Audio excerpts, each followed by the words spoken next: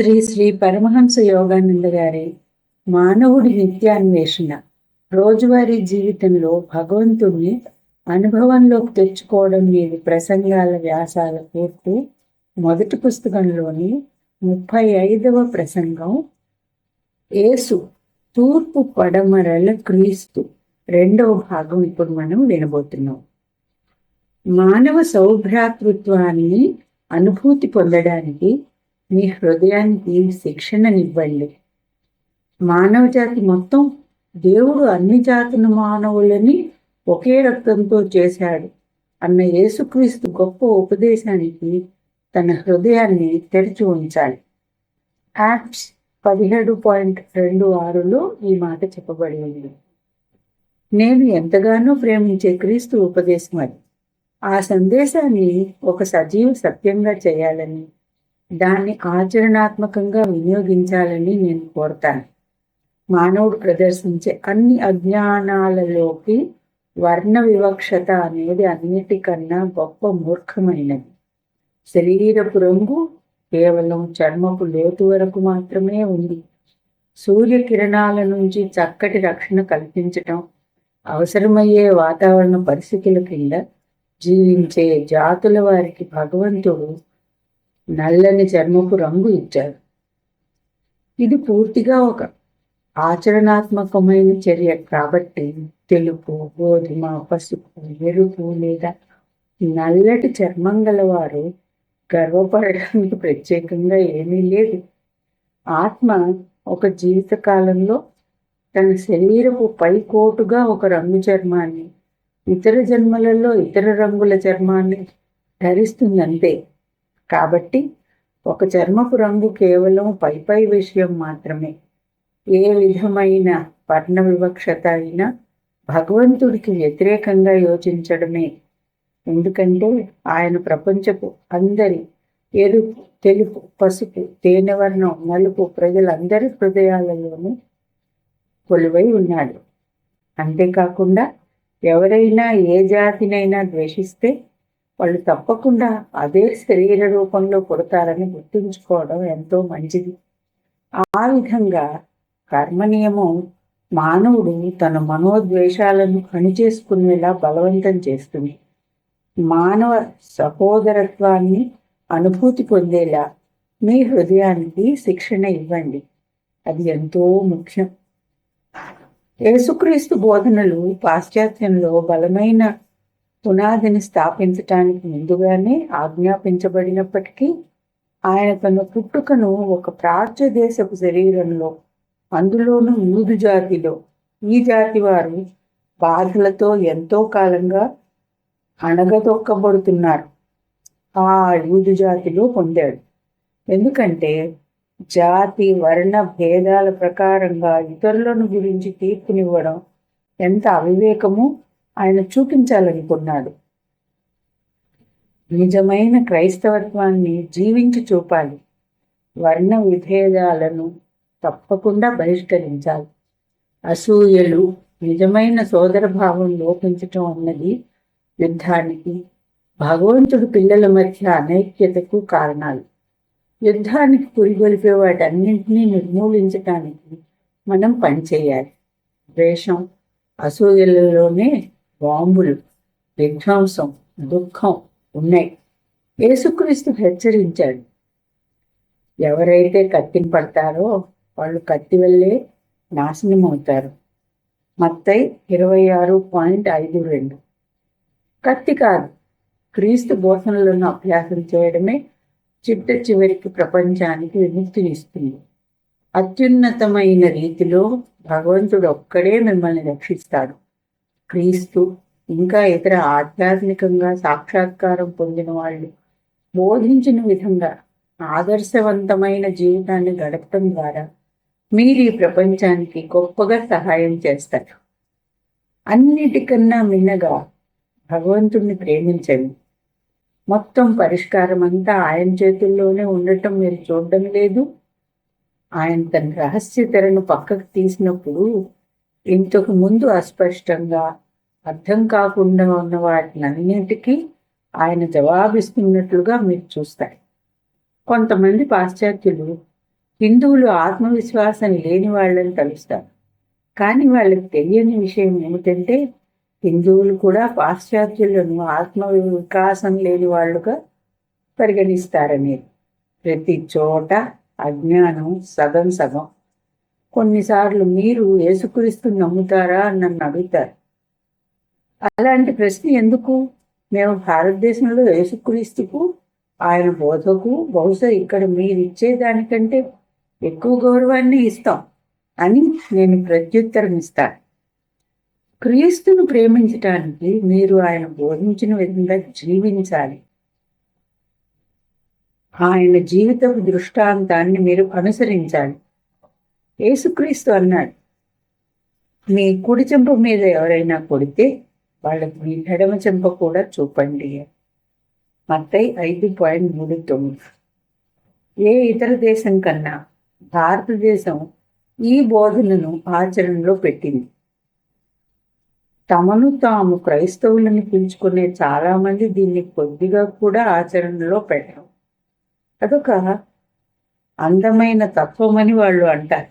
కానీ మీరు వాళ్ళని కొడితే వాళ్ళు 12 చెంపదెబ్బలతో, ఒక తన్నుతో, ఇంకా ఒక తోటాతో తిరిగి జవాబిస్తారు. ప్రతీకారం తీర్చుకోవాలనుకునేవారు ఎవరైనా నిజమైన క్రైస్తవులు లేదా క్రీస్తు ప్రేమికులు కాదు. ఎందుకంటే అన్నిటినీ క్షమించే యేసుక్రీస్తు స్థితి అది కాదు. శిలువ చిహ్నాన్ని మీరు చూసినప్పుడల్లా అది దేనికి ప్రతిరూపంగా నిలుస్తుందో, మీ కష్టాలన్నింటినీ సరైన దృక్పథంతో యేసుక్రీస్తు ఏ విధంగా ఎదుర్కొన్నాడో ఆ విధంగా ఎదుర్కోవాలని అది మీకు గుర్తు చేయాలి. మీరు అందరి బాగు కోరినప్పటికీ అయినా మిమ్మల్ని అపార్థం చేసుకుని మోటుగా మీతో ప్రవర్తించిన కోపగించుకోవడానికి బదులుగా క్రీస్తు అన్నట్లుగా, తండ్రి వాళ్ళని క్షమించు, ఎందుకంటే వాళ్ళు ఏం చేస్తున్నారో వాళ్ళకే తెలియదు కాబట్టి అనండి. మీ పట్ల తప్పుగా ప్రవర్తించిన వారిని ఎందుకు క్షమించాలి? ఎందుకంటే కోపంతో మీరు తిరిగి కొడితే మీరు మీ దివ్యమైన ఆత్మ స్వభావాన్ని తప్పుగా ప్రకటిస్తున్నారు. మీపై కయ్యానికి కాలు దువ్వేవారి కన్నా మీరేమీ ఉత్తములు కారు. కానీ మీరు కనుక ఆధ్యాత్మిక శక్తిని ప్రకటిస్తే మీరు ధన్యులు. మీ సరైన ప్రవర్తనా శక్తి కారణంగా అవతల వ్యక్తి కూడా తన అపార్థాన్ని జయించటానికి సహాయం చేసిన వారు అవుతున్నారు. యేసుక్రీస్తు బోధించిన ఈ సత్య ధర్మ సిద్ధాంతాలను భారతదేశంలో మేము వాటిని ఉన్నట్లుగా ఎంతో నిజంగా తీసుకుంటాం. మా ప్రయోజనాలకు సరిపడే విధంగా హేతువాత బుద్ధితో మార్చం. యేసుక్రీస్తు అన్నాడు, నా పేరు మీద ఇళ్లను, సోదరీమణులను, తండ్రిని, తల్లిని, భార్యను, పిల్లలను, భూములను విడిచిపెట్టిన ప్రతి వాళ్ళు అంతకు 100 పొందుతారు, శాశ్వత జీవనాన్ని పొందుతారు. మత్తయి 19:29 బైబిల్. భగవంతుడి కోసం త్యాగం చేసే ఆ స్ఫూర్తి భారతదేశం అంతటా ఉంది. ముఖ్యంగా పూర్వకాలంలో ప్రతి ఒక్కరూ తమ జీవితంలో కనీసం ఒక్క భాగాన్నైనా వానప్రస్థం భగవంతుడి కోసం మాత్రమే ఇచ్చే ఆదర్శం ఉంది. తనను మర్చిపోవడం భగవంతుడికి ఇష్టం ఉండదు. ప్రతి ఒక్కరూ పరిపూర్ణమైన సన్యాసం చేయాల్సిన అవసరం లేదు.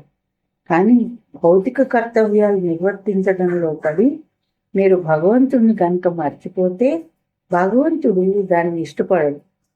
పనికి కాకుండా కొంత సమయాన్ని ఆయనకు మాత్రమే కేటాయించండి. భగవంతుడి కోసం నేను ప్రతి ఉదయపు, రాత్రి సమయాన్ని ఎల్లప్పుడూ కేటాయిస్తాను. మిగిలిన రోజంతటినీ మనఃపూర్వకంగా ఆయన సేవలో వినియోగిస్తాను. భగవానుడు గీతలో ఇలా అంటాడు, మీరే పనులు నిర్వర్తిస్తున్నప్పటికీ వాటిని ప్రసాదంగా నాకు అర్పించండి. ఆ విధంగా మీరు చేసే ఏ పని మిమ్మల్ని మంచి లేదా చెడు కర్మతో బంధించదు అని 9వ అధ్యాయంలో చెప్పబడి ఉంది భగవద్గీతలో. భగవంతుడి కోసం మీరు ఈ భూమి మీదకి వచ్చారు. ఇది ఆయన ప్రపంచం, మీది కాదు. మీరిక్కడున్నది ఆయన కోసం పనిచేయడానికి. మీరు కేవలం మీకోసం మాత్రమే పనిచేస్తే జీవితం మిమ్మల్ని బాగా నిరుత్సాహపరిచి భ్రాంతిలో మునిగిపోయేలా చేస్తుంది. ఎందుకంటే చిట్ట చివరికి మీరు ప్రతిదాన్ని విడిచిపెట్టాల్సిందే. అప్పుడు మీరు బలవంతంగా త్యాగాన్ని అభ్యాసం చేయవలసి వస్తుంది. దయ, క్షమ, త్యాగం ఒకరు యథార్థంగా చేయలేకపోతే కనీసం మానసికంగానైనా చేయాలి. నైతిక వర్తన, సోదర ప్రేమ, ఐక్యత, సమదృష్టి, భగవంతుడి కోసం అత్యున్నతమైన ప్రేమలతో కూడుకున్నది క్రీస్తు సందేశం. ప్రభు ప్రభు అని మీరు నన్ను ఎందుకు పిలుస్తారు? నేను మీకు చెప్పిన విషయాలు చేయకుండా అన్న యేసు మందలింపును గుర్తుకు తెచ్చుకోండి. లూకా 6:46 నుంచి ఈ కొటేషన్ ఇవ్వబడింది. అనేక మంది నాస్తికులు క్రీస్తు జీవితపు ప్రామాణికతను గురించి ప్రశ్నించారు. యేసుక్రీస్తు, ఆయన జీవితము పురాణమని, కేవలం కాల్పనిక నాటకం అనే సిద్ధాంతాన్ని కొందరు తమ అభిప్రాయంగా వెలిబుచ్చారు. క్రీస్తు సత్యం అనే విషయం నాకు తెలుసు, ఎందుకంటే నేను ఆయన్ని చాలాసార్లు చూశాను. మీలో చాలామంది పడమటి దేశవాసులలాగా యేసుక్రీస్తు తెల్లని ఛాయవాడు కాదు. ఆయన శరీరపు రంగు నల్లనిది. చాలామంది చిత్రకారులు చిత్రించే విధంగా ఆయన కళ్ళు పలుచని నీలిరంగు కాదు, అవి నల్లనివి. అదేవిధంగా ఆయన జుట్టు రాగి రంగుది కాదు, అది కూడా నల్లనిదే. భారతదేశంలోని యోగదా విద్యాలయంలో క్రీస్తు దర్శనం. ఒకరోజు రాంచీలోని మా విద్యాలయంలో నేను చిన్న పిల్లలతో కూర్చుని ఉండగా పిల్లల వెనుక నుంచి ఒక ఆయన మా వైపు రావడం చూశాను. ఆయన ఎవరా అని నేను ఆశ్చర్యపడ్డాను. అప్పుడు నేను యేసుక్రీస్తుని చూశాను. ఆయన దగ్గరికి వస్తుండగా ఆయన పాదాలు నేలను తాకుతూ లేవు. ఆయన మాకు చాలా దగ్గరగా వచ్చి తర్వాత మాయమయ్యాడు. కొన్ని సంవత్సరాల తర్వాత బోస్టన్లో నేను యేసుక్రీస్తుని మళ్ళా చూశాను. నేను ధ్యానిస్తూ భగవంతుణ్ణి గాఢంగా ప్రార్థిస్తున్నాను, ఎందుకంటే ఆయన నాకు ఇచ్చిన పనుల నిర్వహణలో పూర్తిగా లీనమైపోయి 3 రోజుల పాటు నేను ఆయన్ని మర్చిపోయాను. ఈ పనిని వదిలేసి నిన్ను వెళ్ళిపోదామనుకుంటున్నాను అని ఈశ్వరుడితో చెప్పాను. భగవంతుణ్ణి ప్రేమించటం, ఆయన కోసమని ఆయన పనిని ప్రేమించటం అన్నది సరైన ధోరణి. ఎవరైతే మత ప్రచార సేవ చేసి ధ్యానానికి లేదా భగవంతుడితో అనుసంధానానికి ఏ విధంగానూ ప్రయత్నించరో వాళ్ళు ఆయన్ని ఎన్నడూ కనుక్కోలేరు. నా మత ప్రచారపు పనులు నా నుంచి భగవంతుణ్ణి దూరం చేశాయని నేను భావించటం వల్ల, ఈశ్వర, నేను వెళ్ళిపోతాను, నువ్వు నాతో ఉన్నావని నేను తెలుసుకుంటే తప్ప నేను అమెరికాలో ఉండి నీ పనిని చేయను అని నేను ప్రార్థించాను. అంతలో ఆకాశం నుంచి వెలుగు పుంజంలా ఒక దివ్యవాణి బయటకు వచ్చింది. నీకేం కావాలి? నువ్వు వెళ్ళకూడదు. నా జీవితంలో అనేక సార్లు భగవంతుడు ఈ సంస్థ పట్ల నాకున్న విధుల నుంచి పారిపోయి కేవలం ఆయనతో మాత్రమే ఉండాలనే నా కోరికని ఈ విధంగా నిరోధించాడు. ఒక బంగారు సాగరం మీద కృష్ణుని, యేసుక్రీస్తును, వారి శిష్యులందరినీ నేను చూడగోరుతున్నాను అని ఆ దివ్యవాణికి నేను ప్రత్యుత్తరం ఇచ్చాను. నేను మనసులో ఆ విధంగా కోరిక వ్యక్తం చేయగానే ఆ దివ్య పురుషులు నా వైపు రావడం నేను చూశాను. అది ఒక మతిభ్రమ అని నేను అనుకున్నాను. నాతో పాటు ధ్యానం చేస్తున్న వ్యక్తి కూడా దీన్ని చూడగలిగితే నేను నమ్ముతాను. తక్షణమే నాతో పాటు ఉన్న ఆయన గట్టిగా అరిచాడు, ఆహా, నేను క్రీస్తును, కృష్ణుణ్ణి దర్శిస్తున్నాను. ఇది ఆలోచనల బదలాయింపు అని హేతువాదం చేశాను. నేను సందేహిస్తూ, భగవంతుడిని నా అవిశ్వాసాన్ని తొలగించాల్సిందిగా ప్రార్థించాను. అప్పుడు ఆ దివ్యవాణి అంది, నేను వెళ్ళిన తర్వాత ఈ గది తామర పూల సుగంధంతో నిండిపోతుంది. ఈ గదిలోకి వచ్చిన వాళ్ళు ఎవరైనా దాన్ని గమనిస్తారు. ఆ దర్శనం అదృశ్యమవగానే గది మొత్తం ఒక అద్భుతమైన తామర పూల సుగంధం వ్యాపించింది. గంటల తర్వాత ఆ గదిలోకి ప్రవేశించిన వారు కూడా ఆ పరిమళాన్ని గమనించారు. నేనిక సందేహించలేదు. భారతదేశపు కృష్ణ భగవానుల యోగ బోధనలతో క్రీస్తు బోధలకున్న సారూప్యాన్ని అర్థమయ్యేటట్లు వివరించి చూపే ఉద్దేశంతో మహావతార బాబాజీ నన్ను అమెరికాకు వెళ్ళమని ఆజ్ఞాపించారు. ఈ ఇద్దరు అవతారాలు వ్యక్తం చేసిన అమరమైన సత్యాలలో అనేక యుగాల సమస్యలకు జవాబు ఉంది.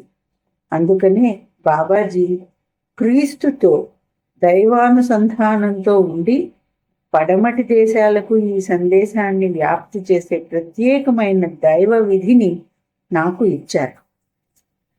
శరీరంలో ఊపిరున్నంత వరకు ఏ ప్రయోజనం కోసం క్రీస్తు ప్రాచ్య దేశపు శరీరంలో ఈ భూమి మీద అవతరించాడో, తూర్పు పడమరలను దగ్గరకు తీసుకురావడం అనే ఆ ప్రయోజనాన్ని నెరవేర్చడం కోసం నేను ప్రయత్నిస్తాను.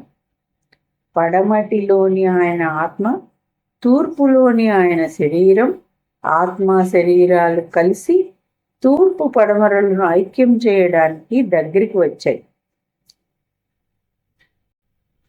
సత్యం అనేది ఒక సార్వజనీన అనుభవం. Self realisation fellowship Yogoda Satsanga society of India సందేశాన్ని వ్యాప్తి చేయడానికి సహాయం చేయండి. సెల్ఫ్ రియలైజేషన్ యోగదా సత్సంగ బోధనలో అస్పష్టమైనది కానీ, అర్థం చేసుకోవడానికి క్లిష్టమైనది కానీ ఏమీ లేదు. ఈ సత్యాలను మీకు మీరే సాక్షాత్కరించుకోవచ్చు. సత్యం అన్నది సత్యమే, అదొక సార్వజనీనమైన అనుభవం. మా గురుదేవులైన శ్రీ యుక్తేశ్వర్ గారి బోధనలు విన్న మీదట తమకు స్వయంగా విషయాలు అర్థం కాకపోయినప్పటికీ నాకు అర్థమయ్యేలా చెప్పడానికి ప్రయత్నింపచూసే ఇతరుల లోపాలను నేను చూడగలిగాను. తాను నమ్మని వస్తువును అమ్మే ప్రయత్నాన్ని ఒక వ్యాపారస్తుడు ఎన్నడూ చేయకూడదు. తాను సాధన చేసి అనుభూతి పొందిన దాన్ని మాత్రమే ఒకరు ఇతరులకు బోధించటానికి ప్రయత్నించాలి. ఈ మార్గాన్ని అనుసరించే భక్తులు మనఃపూర్వకంగా యోగదా సత్సంగ పాఠాలు చదివి ప్రతి రాత్రి నిద్రపోయే ముందు గాఢంగా ధ్యానం చేయాలి. యేసు పవిత్రాత్మను గొప్ప ఓదార్చేవాడిని ఓంకారాన్ని పంపుతానని హామీ ఇచ్చాడు. యోహాన్ 14.16-26, 15.26. సెల్ఫ్ రియలైజేషన్ యోగదా సత్సంగ ధ్యాన ప్రక్రియలను అభ్యసించడం ద్వారా నిష్ఠగల సాధకులు ఆ హామీ నెరవేరడాన్ని గ్రహిస్తారు. తన చైతన్యాన్ని విస్తారం చేసుకుని తమలో తాము క్రీస్తు చైతన్యాన్ని పొందనంత వరకు యేసుక్రీస్తును పూజించటం అనే దానికి నిజంగా అర్థం లేదు. అది క్రీస్తు రెండోసారి రావడం. మీ భాగాన్ని మీరు చేయనిదే 1000 మంది క్రీస్తులు భూమి మీదకి వచ్చినా మిమ్మల్ని కాపాడలేరు. మీ మోక్షం కోసం మీరే పనిచేయాలి. అప్పుడు క్రీస్తు మీకు సాయం చేస్తాడు. రుడ్యార్డ్ కిప్లింగ్ పద్యంలోని మొదటి 2 పంక్తులు ఎంతో ప్రసిద్ధి పొందాయి. తూర్పు తూర్పే, పడమర పడమరే, ఆ రెండు ఎన్నటికీ కలవవు. నేను కూరలు, మీరు యాపిల్ మిఠాయి తింటున్నాం కాబట్టి మన మధ్య విభేదాలు ఎందుకు ఉండాలి? విభజన అనేది కొద్ది బుద్ధులున్నవారు గీసిన ఊహారేఖలు. అవి తాము అధికులమనే అహానికి ప్రతిఫలం. యుద్ధాలను, ఉపద్రవాలను తెచ్చే సమస్యలకు అవి కారణం. ఈ తేడాలను మనం నాశనం చేయాలి.